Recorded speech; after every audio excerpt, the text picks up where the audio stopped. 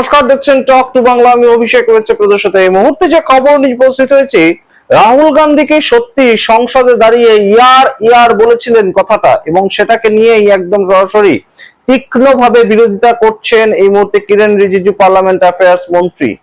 আপনাদেরকে এর আগে আমরা একটা খবর দেখালাম যেখানে ওম বিড়লা একদম সাংসদদের কি কি করতে হবে, কিভাবে চলতে হবে সংসদের অভ্যন্তরে, সেটা নিয়ে চিঠি লিখেছেন। তো এই মুহূর্তে ওম বিড়লা শুধু একা লিখবেন কেন, পার্লামেন্ট অ্যাফেয়ার্স মন্ত্রী কিরেন রিজিজু তিনিও সরাসরি একদম একটি ভিডিও পোস্ট করেছেন। তিনি চিঠি লেখেননি, তিনি ভিডিও পোস্ট করেছেন, এবং যেখানে তিনি একদম সরাসরি কটাক্ষ করছেন রাহুল গান্ধী দেশের বিরোধী দলনেতা হয়ে। তিনি ইয়ারের মতন, ইয়ার আমরা বলি না, ইয়ার, আরে ইয়ার, এই ধরনের শব্দ ব্যবহার করছেন। এবং এই যে সামগ্রিক ভিডিওটা, সেটাকে কিভাবে এডিট করে একদম প্রোপাগান্ডা তৈরি করা হয়েছে দেখুন। রাহুল গান্ধী আদপে বলেননি ইয়ার শব্দটা, কখনোই রাহুল গান্ধী বলেননি। এবং সেটা কে স্বীকার করছেন, কে বলেছেন, সমস্তটা আপনাদের দেখাবো। কিন্তু কিভাবে ভারতীয় জনতা পার্টি এই মুহূর্তে একটা ন্যারেটিভ সেট করার চেষ্টায় চলছে, গত 12 বছর ধরে এটা চলছে, যে রাহুল গান্ধী বা তাদের বিরুদ্ধে যে দাঁড়িয়ে সবসময় কথা বলে সেই ধরনের মানুষ কখনোই নেতা থাকবে না। একজন বেশ খানিকটা যাকে ম্যানেজ করা যাবে সেরকম কোনো বিরোধী দলনেতা তারা তৈরি করতে চাইছে, এবং সম্পূর্ণটা কিন্তু একটা বড় সড়ো ভাবে তৈরি করা হচ্ছে। বিজেপির তরফ থেকে এটা তৈরি করা একটা ন্যারেটিভ, সমস্তটা আপনাদের বুঝিয়ে বলি। এবং এই মুহূর্তে কিরেন রিজিজু তার তরফ থেকে যে ভিডিওটা এসছে, সেই ভিডিওটা আপনারা আগে একটু দেখুন, তারপর আসছে বিস্তারিত ব্যাখ্যায় যে কি কি অভিযোগ রাহুল গান্ধীর বিরুদ্ধে আনা হয়েছে। তিনি বলছেন যে ইয়ার বলেছে সংসদে দাঁড়িয়ে রাহুল গান্ধী। আপনারা আগে দেখুন ভিডিওটা, যেটা শেয়ার করেছেন কিরেন রিজিজু, তারপর আসছে বিস্তারিত ব্যাখ্যায়। How can you even come to this house and talk this type of nonsense? Are you not ashamed of yourself? So I'm not yielding, sir. No, but you are saying shameful, you are saying nonsense. Nonsense.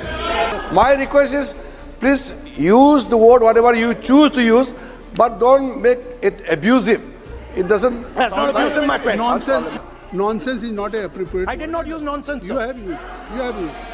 Let us not mislead the House. We are patiently waiting to listen to the Honorable Leader of the Opposition. The matter which was referred to just now, yesterday the chair has given a ruling. When a ruling has already been given on a matter which he referred yesterday, he can't be quoting same matter again. Please continue with your speech, we are waiting, but please avoid referring to a matter which has been settled. Now, what did you say just now? What is this yar? What is this yar? This is Parliament. This is Lok Sabha. You can't address the chair.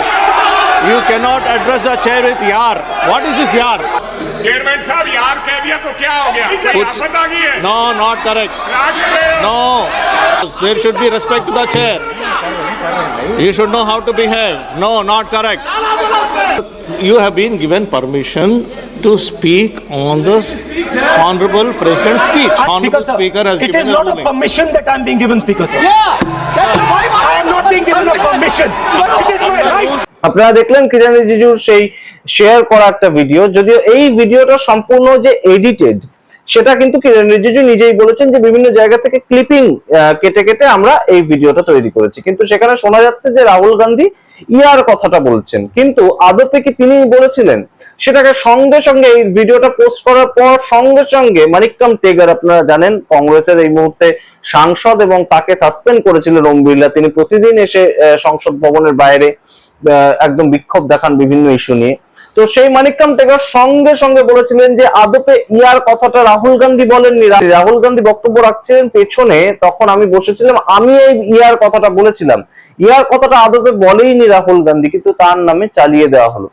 এবং এই সামগ্রিক ঘটনাটা আপনারা বুঝে দেখুন যে কিভাবে সম্পূর্ণ একটা প্রোপাগান্ডা তৈরি করার চেষ্টা করছে। সংসদে দাঁড়িয়ে যখন লাইভ একদম বক্তব্য রাখার সময় অমিত শাহ তিনি শালা কথা বলছেন, শালা কথাটা বারংবার অমিত শাহ বলছেন, একবার দুবার নয়, বারংবার বিভিন্ন স্পিচের সময় তিনি শালা কথাটা বলছেন। এবং বিরোধীরা যখন তার বিরুদ্ধে সোচ্চার হয়ে উঠছে তাৎক্ষণিক মুহূর্তে তিনি বলছেন যে আমি এই কথাটা আপনারা সরিয়ে দেবেন রেকর্ড থেকে, এটুকুই তার রিপারকেশন, তার কোনো বক্তব্য নেই বাড়তি। সেই জায়গায় দাঁড়িয়ে রাহুল গান্ধী একটা কথা বলেইনি, অথচ রাহুল গান্ধীর মুখে সেই কথাটাকে এডিট করে সেটাকে চালিয়ে দেওয়া। এবং বলেনি সেটা কে বলছে? রাহুল গান্ধী নিজে বলছে তা। এই কথাটা বলছে মানিক্কাম টেগর, যিনি এই মুহূর্তে সাসপেন্ডেড সাংসদ। আপনারা বোঝার চেষ্টা করুন যে এটা কেন হচ্ছে, এই ন্যারেটিভটা কেন তৈরি করার চেষ্টা করছে ভারতীয় জনতা পার্টি। তার কারণটা কি? তার কারণ কিন্তু একটাই, যেটা হচ্ছে রাহুল গান্ধী এই মুহূর্তে যেভাবে একদম বিজেপি বিরোধিতা করছেন, সেটা একদম সম্মুখ সমরে, একদম কোনো জায়গায় কোনো রাগ ঢাক রাখছেন না, কোনো সৌজন্যের রাজনীতি তিনি করতে চাইছেন না। তিনি সম্পূর্ণভাবে বিজেপির মুখোশ খুলতে চাইছেন, বিভিন্ন জায়গায় কিভাবে ভোটে কারচুপি করছে বিজেপি, বিভিন্ন জায়গায় কিভাবে একদম দেশ চালানোর ক্ষেত্রে ভয়ে ভয়ে দেশ চালাচ্ছে বিজেপি, ডোনাল্ড ট্রাম্পের সামনে কিভাবে ভয় পাচ্ছে বিজেপি, কিংবা একদম জেনারেল নারভানে তার লেখা বইটাকে কোট করছেন যখন তিনি বলে দিচ্ছেন যে কিভাবে ভারতীয় জনতা পার্টি দেশ চালাচ্ছে এবং রাজনাথ সিং প্রতিরক্ষা মন্ত্রী থেকে শুরু করে দেশের প্রধানমন্ত্রী ভয় পাচ্ছে। এই মুহূর্তে বাইরের থেকে যারা একদম ভারতবর্ষকে অ্যাটাক করতে আসছে তাদেরকে ভয় পাচ্ছে, তারা কোনো ডিসিশন দিতে পারছে না জেনারেলকে, সৈন্যের যে জেনারেল তাদেরকে কোনো ডিসিশন দিতে পারছে না। এবং এই কথাটা বলার পর থেকে আপনারা লক্ষ্য করে দেখুন, রাজনাথ সিং খুব একটা সংসদেই আসেননি। যবে থেকে জেনারেল নারভানের বইটা নিয়ে বিতর্ক তৈরি হয়েছে, রাজনাথ সিং দেশের প্রধানমন্ত্রী তারা সংসদেই আসেননি। তো এই পর্যায়ে দাঁড়িয়ে রাহুল গান্ধীর সম্বন্ধে ফেক ভিডিও তৈরি করে দেশের পার্লামেন্ট অ্যাফেয়ার্স মন্ত্রী যদি সত্যি সত্যি এইভাবে ছাড়েন, তাহলে তো অবশ্যই সেটাকে নিয়ে কটাক্ষ শুনতেই হবে। এবং অবশ্যই একটা ন্যারেটিভ, যেটা বলছিলাম আপনাদের, যে এই মুহূর্তে ভারতীয় জনতা পার্টি চাইছে যে তোমাদের এলওপি যে অর্থাৎ বিরোধী দলনেতা, সে সঠিক ব্যক্তি নয়, তোমাদের এলওপি ভুল নির্বাচন করেছো তোমরা এলওপি কে। এর থেকে বরঞ্চ প্রিয়াঙ্কা গান্ধী অনেক বেশি সফট স্পোকেন, তিনি সবার সঙ্গে কথা বলে চলতে পারেন। এবং কিরেন রিজিজু এর আগেও একদম পার্লামেন্টে বলতে বলেছিলেন যে প্রিয়াঙ্কা গান্ধীকে যদি এলওপি করে দেওয়া যেত তাহলে বরঞ্চ অনেকটা বেটার হতো। অর্থাৎ কোথাও গিয়ে ক্রমাগত বাদবাকি অনেক পার্টি তো রয়েছে, যেহেতু এটা একটা অ্যালায়েড বিরোধী ইন্ডিয়া অ্যালায়েন্স, তার মধ্যে সিপিআইএম রয়েছে, সিপিআই রয়েছে, তৃণমূল কংগ্রেস রয়েছে, সমাজবাদী পার্টি রয়েছে, আরজেডি রয়েছে, ডিএমকে রয়েছে, প্রত্যেকটা পার্টির তাদের সমগোত্রীয় ভাবে তো রাহুল গান্ধীকে এলওপি বানানো হয়েছে। তো তাদের মাথায় কোথাও ঢুকিয়ে দেওয়া যে এই যে তোমাদের এলওপি, সে সঠিক ব্যক্তি নয়, সে সংসদের মধ্যে দাঁড়িয়ে কখনো ইয়ার বলে ফেলে, কখনো সংসদের বাইরে দাঁড়িয়ে তিনি একদম প্রেসের সামনে যৌচিত সমঝ ভোটি কারো এই ধরনের কথাগুলো পাবলিক করে দেয়।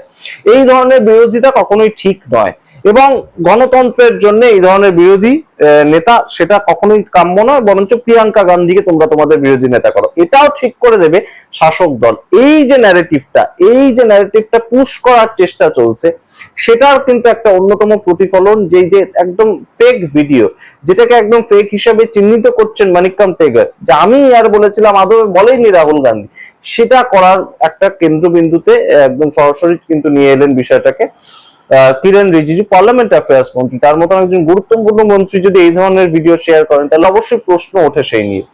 এবং আপনাদেরকে জানাই, রাহুল গান্ধী যেভাবে সম্পূর্ণ বিষয়টাকে এই মুহূর্তে বিজেপির এগেনস্টে নিয়ে যাচ্ছেন, তার একটা ফ্যান বেস তিনি তৈরি করছেন যে কোনো ইস্যুতে, সেটা ওয়াকফ অ্যামেন্ডমেন্ট বিল সংক্রান্ত ইস্যু হতে পারে, এসআইআর বিরোধী আন্দোলন হতে পারে, এই যে মিডল ইস্টে যুদ্ধ লেগেছে সেটা হতে পারে, এবং তার সঙ্গে গ্যাসের দাম বেড়েছে সেটা হতে পারে, ভারতবর্ষের এই মুহূর্তে ট্রেড ডিল সম্পর্কে অবস্থানটা কি, ইরানের সম্পর্কে ভারতবর্ষের অবস্থানটা কি, প্রত্যেকটা ইস্যু পর যে কোনো ইস্যুতে রাহুল গান্ধী যেভাবে সরকারকে কটাক্ষ করছে, দিল্লির যে কয়েকদিন আগে বায়ু দূষণের ঘটনা ঘটেছিল সেটা পর্যন্ত সংসদে তিনি উল্লেখ করেছেন।